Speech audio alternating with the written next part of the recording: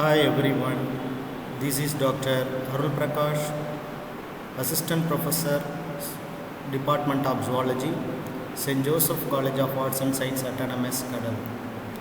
Now we are going to see about the life cycle of Taenia Solium. So life cycle of Taenia Solium is depend upon the two hosts. One is a man, another one is a cattle itself. So this is the view of life cycle. The infective Taenia Solium eggs are gravid proplatids in feces and passed into environment by the way of fecus. The infective stage, the cattle and pigs become infected by ingesting vegetation contaminated by eggs or gravid proplatids.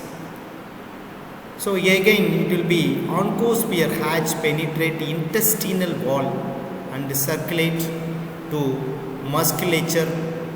The oncosphere develop into Sjctnc-Dr in muscle.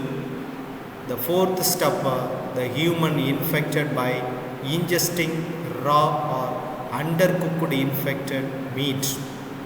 So these are all the cycles of Taenia Solium.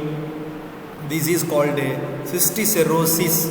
The name is otherwise called cysticercosis cycles. So the life cycle, the Taenia Solium is human, another one is a intermediate host, pig, occasionally human being. Human acquire infection by injection of inadequately or improperly cooked pork infected with the cysticercosis. Inside the alimentary canal of man, the scolex on coming in contact with the bile exvaginates and encore to the gut wall with its hooks and suckers. The larva develops into an adult worm by gradual strobilization. The development of worm is gradually, that is called strobilization. The worm grows to sexual maturity into 2 to 3 months and start producing eggs, which are then processed in the feces along with the gravid segments. Next, the pig gets infection by injection of eggs or gravid proplatids passed in human feces. In the intestine of pig, the oncosphere hatch out of eggs.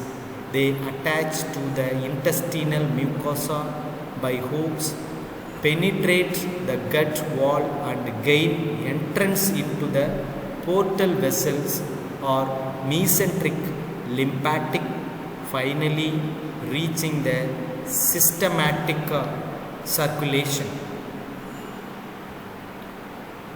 So next, usually they travel via portal vein and they successively reach the liver, right side of heart, lungs, left side of the heart, brain or other tissues with high blood flow.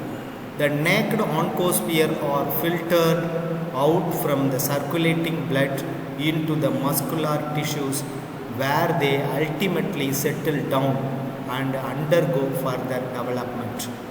They lose their hooklets, enlarge and develops into a fluid-filled cyst within a period of 9 to 10 weeks. They remain viable for up to 8 weeks in muscles of pig, during which they remain infective for human. The new host gets infection by injection of the infected meat of pig, and the cycle is repeated again. Occasionally, humans get infection by eating food or drinking water contamination with the eggs. On ingestion, the oncosphere are released from the eggs in the intestine. These larvae invade the intestinal mucosa and are then carried by the circulation to different tissues where they develop into cysts.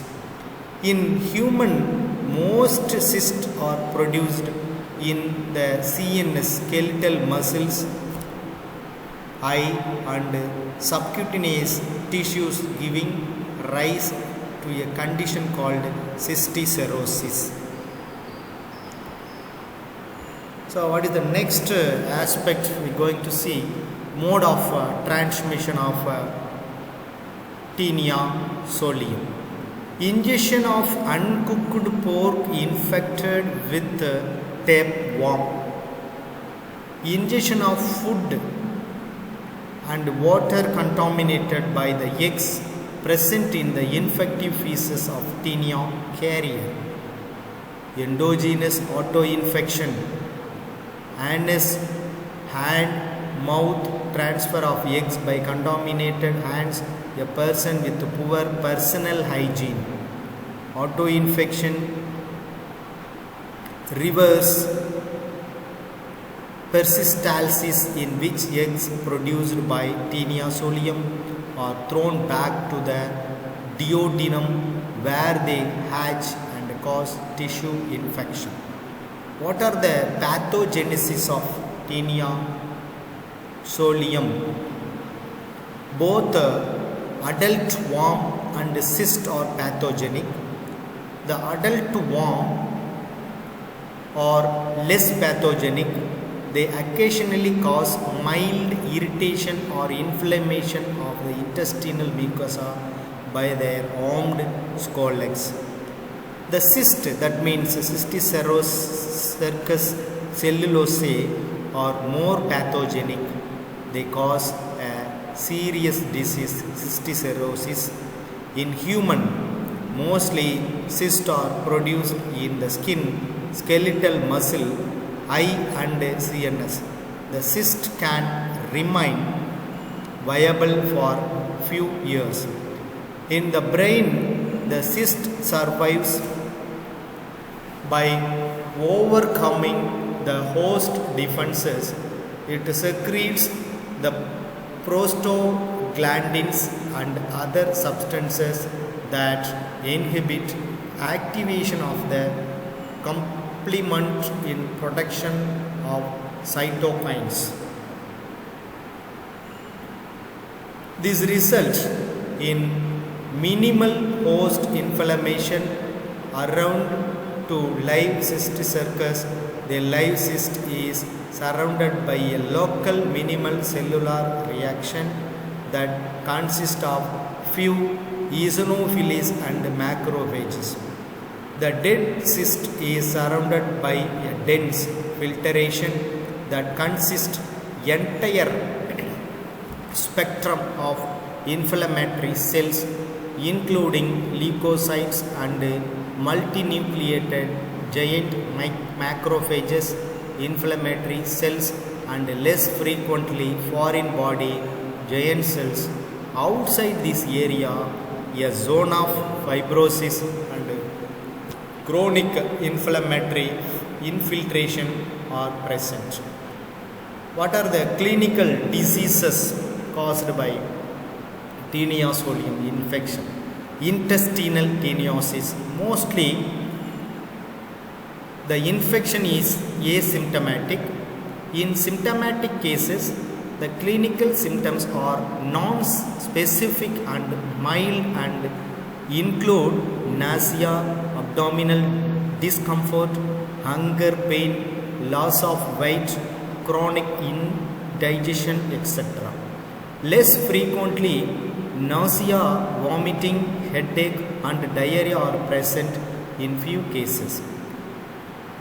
Another disease caused infection, cysticercosis, is this infection with the larval stage of the parasite. Human being acquire infection through fecal oral contamination with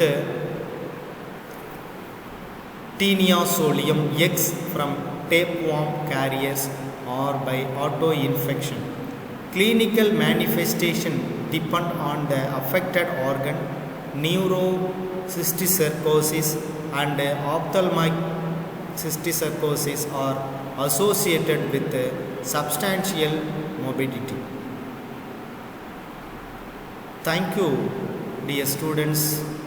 I hope this video is very useful to you. Thank you once again for your watching. Thank you.